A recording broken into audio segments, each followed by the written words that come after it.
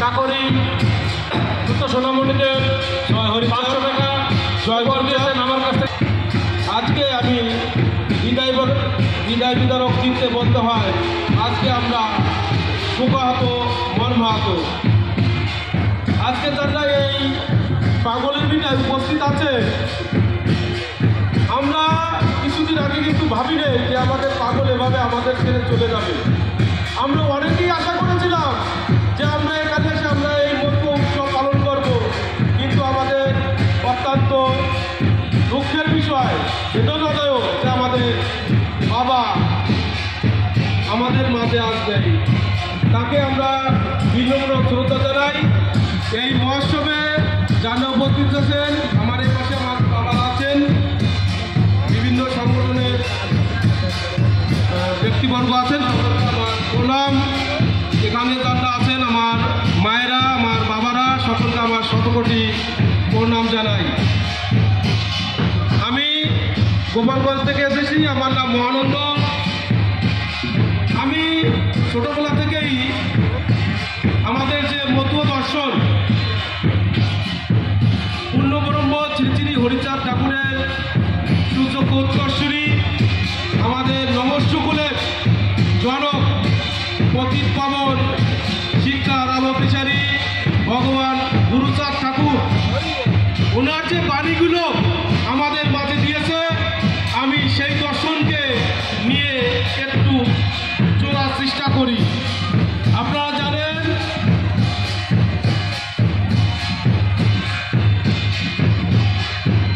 যখন আমাদের এই নবসূত্র সম্প্রদায় শিক্ষা দীক্ষা বিভিন্ন দিক দিয়ে পিছিয়ে পড়েছে, তখন আমার গুরুচাঁদ ঠাকুর সর্বপ্রথম শিক্ষার প্রসার দিয়েছেন যে তোমরা খাও বা না খাও, ছেলে মেয়েকে শিক্ষা দাও।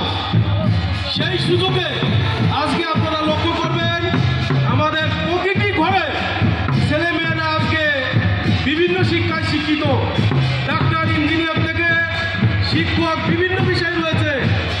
তাই আমরা বলতে চাই, যখন পৃথিবী অগ্রসর হচ্ছে, তখন আপনারা দেখবেন প্রতিটি দেশে বিভিন্নভাবে যে নির্যাতন নিপীড়ন হয়, এটা উনি উপলব্ধি করতে পেরে উনি আমাদের এই নিচু জাতিকে বলেছিলেন, সে জাতির দল নয়, সে জাতির বল নয়। সুতরাং আমরা বলতে চাই, আমরা সবাই সংঘবদ্ধ হই, আমরা একজনকে প্রতিনিধি হিসেবে গ্রহণ করি, এবং আমরা যদি দলবদ্ধভাবে থাকি তাহলে আমাদের কেউ প্রতিহত করতে পারবে না। সুতরাং বর্তমান বিশ্বের যে পরিস্থিতি, আমাদের সেই আলোকে সবার সংঘবদ্ধ থাকতে হবে। আমাদের পূর্ণ ব্রহ্ম হরিচাঁদ ঠাকুর কি বলেছেন? উনি বলেছেন কর্মই ধর্ম। যদি আপনি কর্ম করেন তাহলে আপনি জীবিকা নির্বাহ করবেন। আপনি জীবিকা নির্বাহ করলে কি করতে পারবেন? আপনার সংসারকে আপনি চালাতে পারবেন।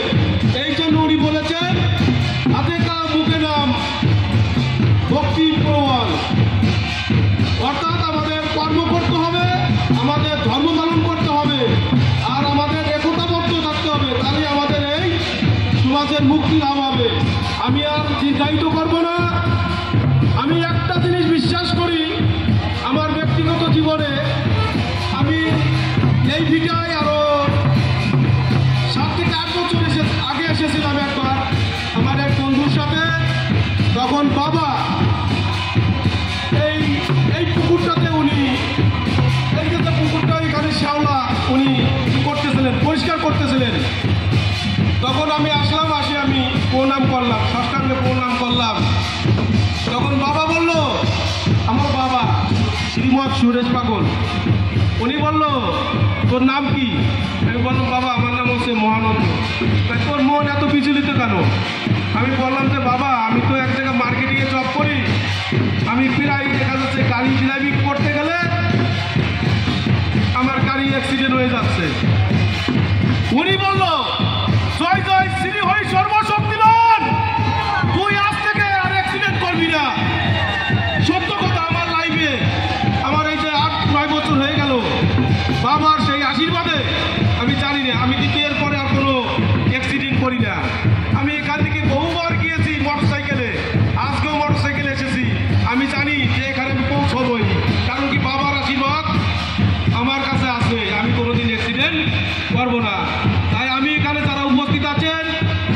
ব্যক্তিগত জীবনে দুর্ব সত্য কথা আমি প্রকাশ করে গেলাম। যদি কোনো মা বোন যুবক যুবতী দেখে থাকে যারা মতদর্শন নিয়ে কাজ করেন, যাদের সেই সর্বশক্তিমান পূর্ণ ব্রহ্ম হরিচাঁদ ঠাকুরের প্রতি যাদের অগাধ ভক্তি আছে, যদি মুখ দিয়ে কোনো কথা বলে আমি মনে করি এটা সত্য হবে। পৃথিবীতে কোনো শক্তি নাই ভক্তির কাছে তারা পরাজিত হয় না। সেই ভক্তিকে আলিঙ্গন করে আজকে আমার কথাগুলো শেষ করছি। এখানে দণ্ড উপস্থিত আছেন সকলকে আমার শতকোটি প্রণাম জানাই। সকলে ভালো থাকবেন, একতাবদ্ধ হয়ে থাকবেন, সুস্থ থাকবেন। সকলকে আমার প্রণাম, নমস্কার। জয় হরিচাঁদ, জয় গুরুচাঁদ, জয় হরিবোল।